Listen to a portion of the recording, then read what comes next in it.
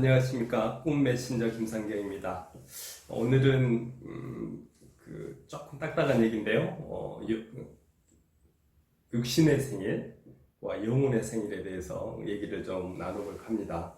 예전에 그 헬런 켈러 영화를 제가 본 적이 있는데, 헬런 켈러가 굉장히 나이가 들어서 이제 수화로 자기 과거 얘기를 하더라고요. 근데 보니까 그 내용이 뭐였냐면, 자기는 앤 설리반 선생님이 찾아온 날 이전에는 진짜 짐승처럼 살았다고 합니다. 그래서 나이가 들어서 돌이켜보니 그 이전은 육신의 생일밖에 없었는데, 앤 설리반 선생님이 어느 금요일 날 다가와서 자기 손목을 잡아준 날이 나이가 들어서 보니까 영혼의 생일이었다, 이런 얘기를 하더라고요. 그래서 한 사람의 인생에서 멘토가 얼마나 중요한지를 참 느낄 수 있는 그런 장면이었습니다. 스승, 멘토를 만나냐 못 만나느냐에 따라서 한 사람의 인생이 완전히 바뀔 수 있다는 거죠.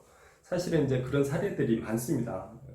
그 책을 좋아하시는 분들은 이 책을 읽어봐도 좋을 것 같은데, 일본의 하시모토 다케시라는 분이 돌아가셨나 모르겠습니다. 최근까지 100살이 넘게 살아 계시다는 얘기를 들었는데, 그분이 쓴 슬로우 리딩이라는 책이 있는데요. 그분은 동경에서 이제 동경 사범대학을 나와서 교토 근처에 시골에 있는 작은 학교, 중학교의 선생님으로 이제 첫 부임을 받았는데, 3년 동안 아예 국어 교과서를 없애버리고 은수저라는 에세이를, 낙가간스케라는 27살 청년이 썼던 은수저라는 소설, 자전적 에세이죠. 자전적 에세이만 가지고 3년 동안 자기 제자들을 가르쳤는데, 시골 학교를 나온 아이들임에도 불구하고 동경대로 수십 명을 동경대를 합격을 하는 결과가 나옵니다. 그래서 그 당시 일본에서는 굉장히 시끄러웠다고 하더라고요. 뭔가 속임수가 있지 않느냐, 이런 얘기도 있고 있었는데, 뭐 동경 도지사라든가 이런 쟁쟁한 인물로 그 제자들이 성장을 합니다. 그 내용이 왜 중요하냐면, 그 하시모토 선생님이 그 중학교에 부임하기 이전에 시골 아이들은 동경대를 하나도 못 갔는데, 그 선생님이 바뀌고 나서 동일한 시골 아이들임에도 불구하고 동경대를 수십 명 들어갔다는 거죠. 그래서 이게 어떻게 보면 그 시골 아이들한테 하시모토 선생이 나타난 게 아이들의 영혼의 생애를 만들어주는 계기가 아니었을까, 저는 이렇게 그 책을 보면서 연관이 됐었습니다.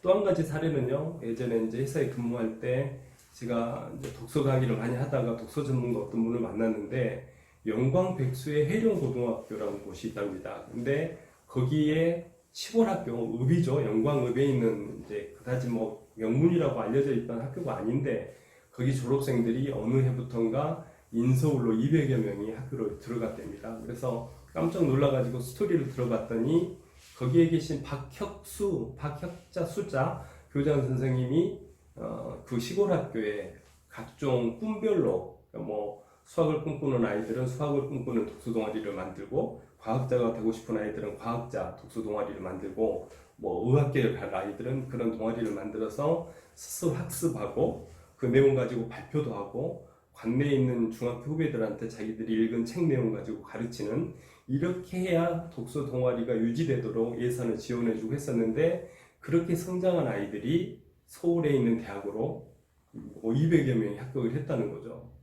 그때 제가 찾아뵀을 때 지금도 이제 기억에 남는 얘기가 뭐냐면, 교장 선생님이 저한테 하신 말씀이, 뭐 특목고라든가 자유형 사립고는 원래 중학교 때 공부 잘한 아이들이 그 고등학교로 가서 좋은 대학을 많이 가는데, 그 해령고등학교는 그냥 시골 학교에 중학교의 상위 20% 정도 되는 아이들이 들어왔는데도 그렇게 좋은 학교를 많이 간답니다. 그래서 과거에 제가 앤 설리반 선생의 헬렌 켈러와 앤 설리반의 얘기도 알고 있었고, 하시모토 다케시 얘기도 알고 있었는데, 박혁수 교장 선생님을 만나고 나서도 이분이 아이들한테 영혼의 생애를 선물해 준 분이 아닐까, 이런 생각을 했었고요.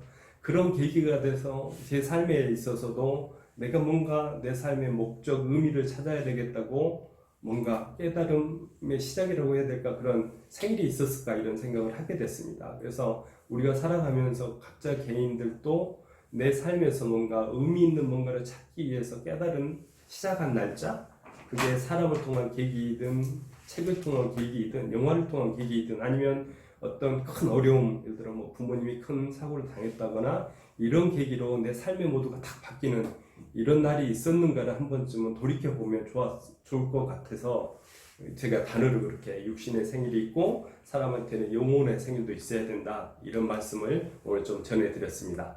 감사합니다.